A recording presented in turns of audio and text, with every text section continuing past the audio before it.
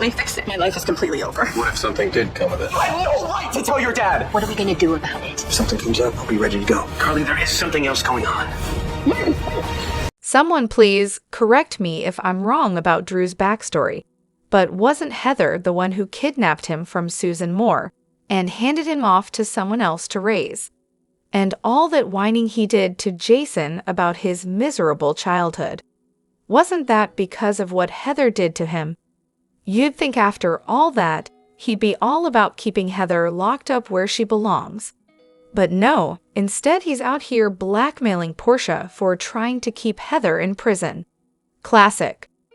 Honestly, I hope Eva spills the beans to Portia about Nina and Drew so Portia can throw that back in his face and get him to really sweat. And Lulu. Wow, she's really stepping into full-on bully mode, huh? Like she's got her own life to catch up on, doesn't she? 4 years of her own mess to sort through. Maybe it's time for her to stay out of everyone else's drama and focus on her own business for once. But no, that's too much to ask, apparently. Meanwhile, Drew's over here being completely irrational, totally consumed with hate for Curtis and Michael, and let's not forget his lovely little jealousy trip over Jason. It's almost like he's obsessed with staying miserable. Makes sense, right? As for Lulu, I can't help but think she needs to stop worrying about everyone else's life and focus on Charlotte and Rocco. Maybe then she won't be so busy poking her nose in other people's business. But of course she won't, because that's just how she rolls. Too bad Martin won't catch her doing something stupid and press charges. We all know that won't happen. Rocco's got every right to be mad at Danny, by the way. And poor Charlotte? She'll hate Danny if he's the reason she's stuck with Lulu instead of hanging with her dad. That's going to go well, huh? Also, seriously, how did Lulu and Spinelli even get out of that mansion? Sonny had the alarms all reset before he left, and Spinelli didn't even have his laptop when he followed Lulu in. So, how did they manage that little trick? Sasha, oh my god, she is really starting to get under my skin. She drags Jason into her mess, but then refuses to let him help her? What is even happening here? It's so frustrating to watch. And don't even get me started on the whole Gio or Dante or Brooklyn baby drama. It's dragging on forever. Ugh. As for Christina, can she just shut up about Molly's baby already? Trying to control her dad's life too. It's like no one can mind their own business. And please, for the love of everything, can the WSB just pin Cyrus's murder on Drew? Set him up, make it look like he's framing his brother, and send him to jail. Willow will look so dumb, Drew goes away, and then he'll finally spill the tea on his and Nina's shady little operation. All those lies about destroying Willow's relationship with Nina. That would be a bombshell, I'm just saying. Hello everyone, welcome back to my channel, Messy Syrup. It's me, Abby, here. I hope everyone is having a wonderful day. Keep watching, so let's dive into today's video. Lulu doesn't get to weigh in on Brooklyn's secrets. Let's be real, she's just using this as a chance to get back at Brooklyn for messing with her and Dante, when it was actually Carly's brilliant idea in the first place. If anyone should be taking her anger out on someone, it's Carly, not Brooklyn. And seriously, how does Portia trust Eva? The woman's a crook, just like the lawyer she's telling Portia to talk to, Rick, the shady lawyer of the year. Carly's going to look like a total idiot when she finds out the guy she's been trying to hook up with is the one who got Jocelyn recruited by the WSB. Everything she tells him? Yeah, he already knows. I can't wait for the moment when it's exposed that Drew lied about Jason not being there. Oh, and that little detail about him juggling both mom and daughter? Just perfect. But seriously, I'm done with Lulu. She's so preachy and annoying. I can't believe Sam's gone and Lulu's back to stir things up.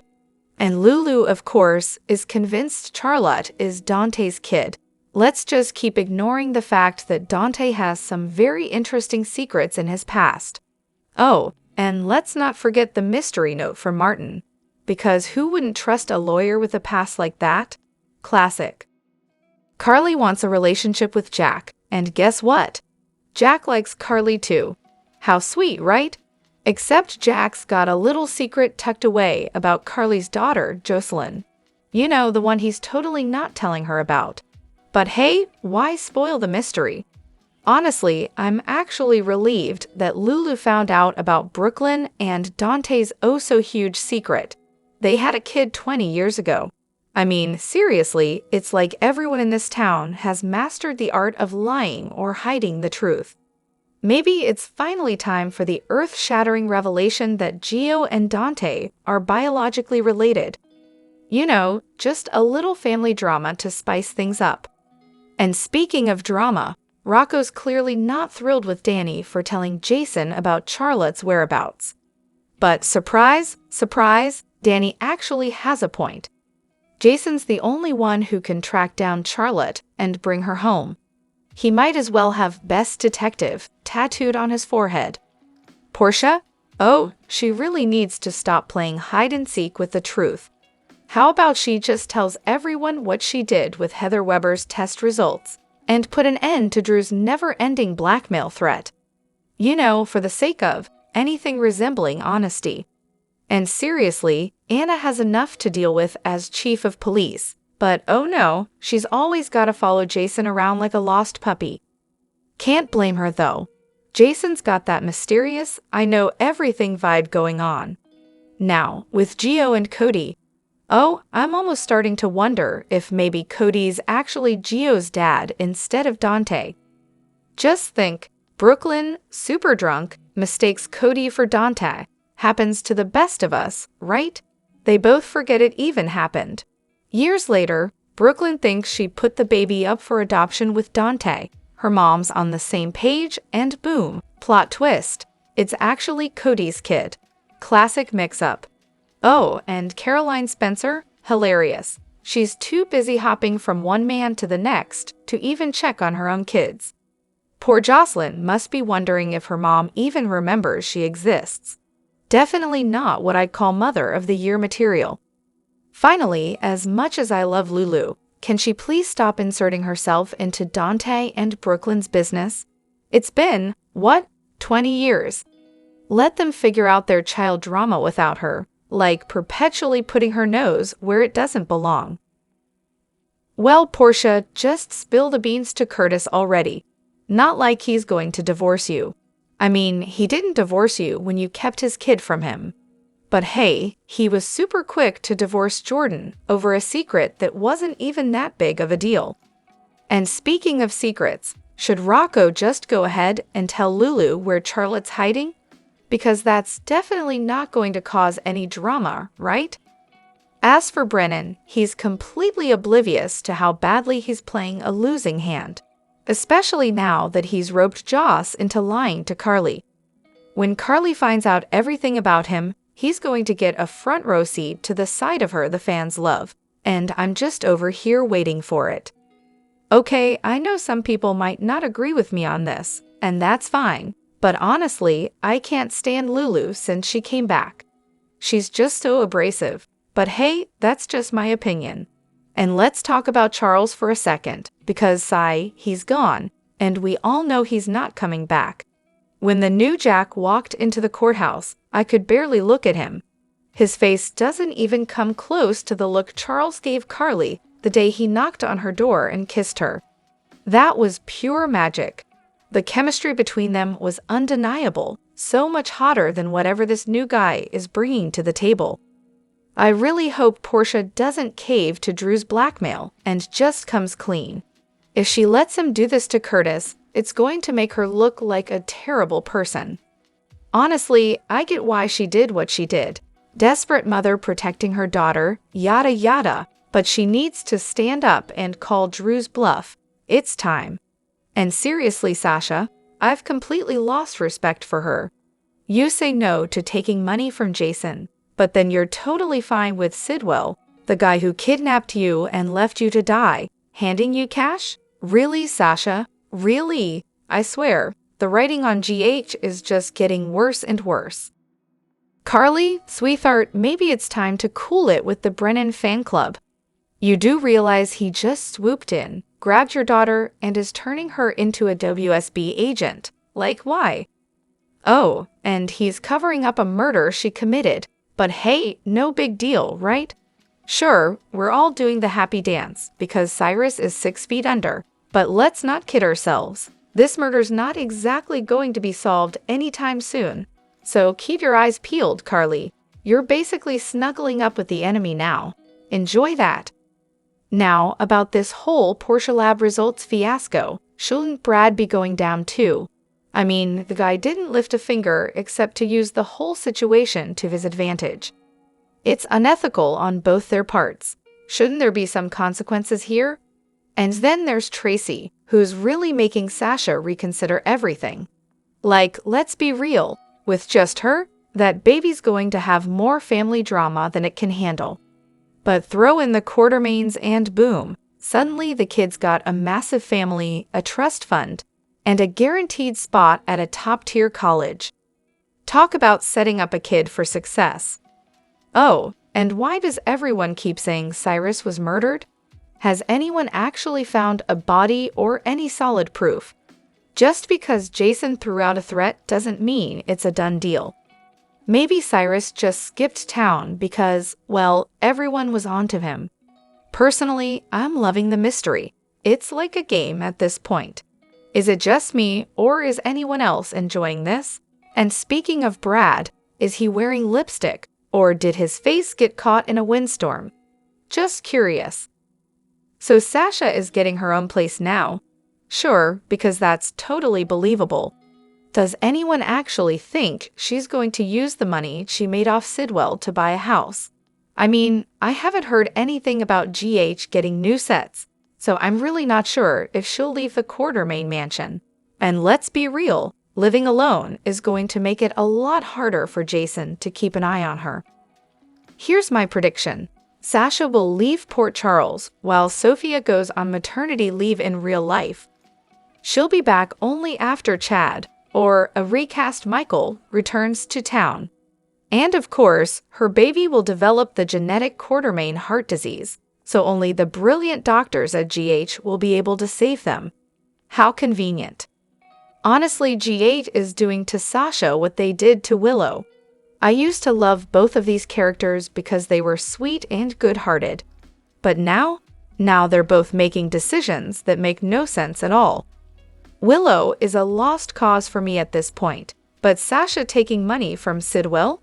Seriously, what the hell? She doesn't want to be controlled by Jason or the QS, so she turned down money from Jason, who literally wouldn't expect anything from her.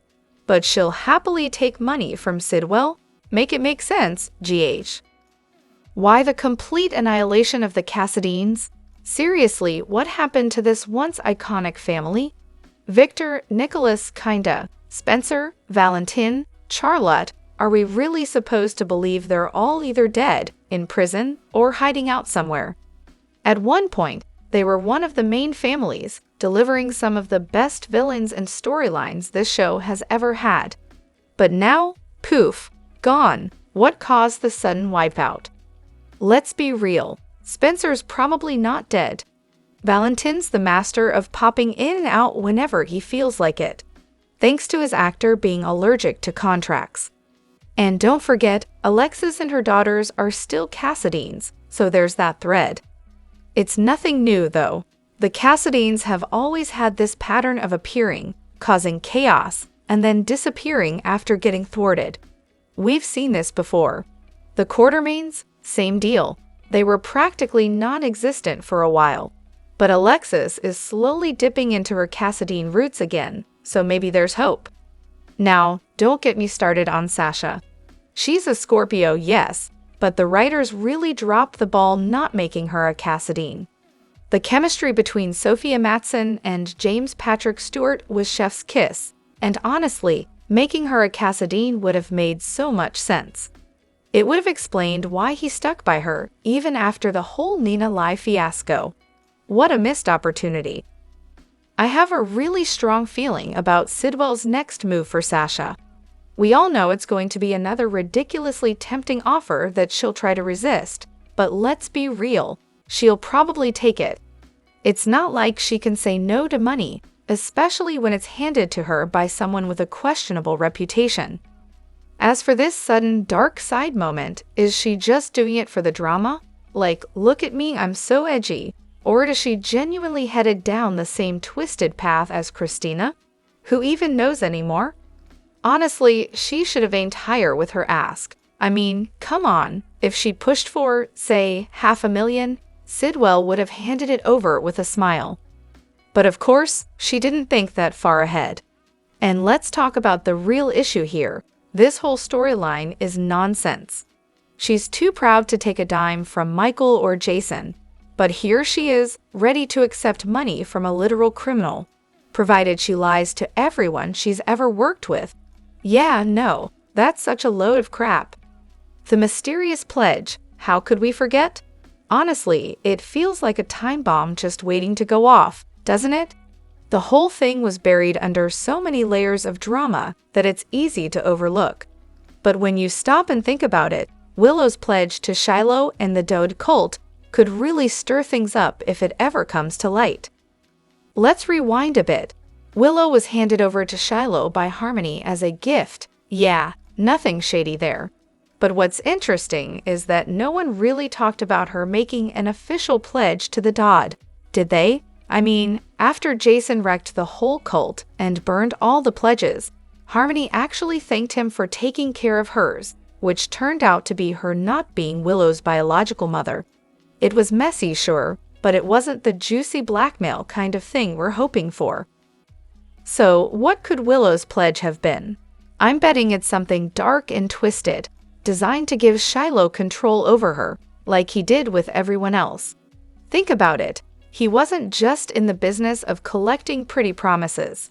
He wanted leverage to keep people in line, threatening to expose their deepest, dirtiest secrets if they ever thought about crossing him. And if that pledge comes back into play now, oh boy, imagine the drama. It could be just the kind of thing that would make Michael's case for custody look even more like a train wreck, with Willow caught in a crossfire she wasn't ready for. Or maybe Drew could get his hands on it and use it to really manipulate her. Imagine him blackmailing her into staying with him. Yikes. Anyway, it's a whole mystery still lingering in the background. Let's hope the show doesn't leave us hanging on that front forever. The potential for chaos is chef's kiss. Drop your thoughts in the comment section below. Do you agree or disagree? Don't forget to like, subscribe, and hit the notification bell for more updates. Your opinions matter, and I will see you in the next video. Thank you.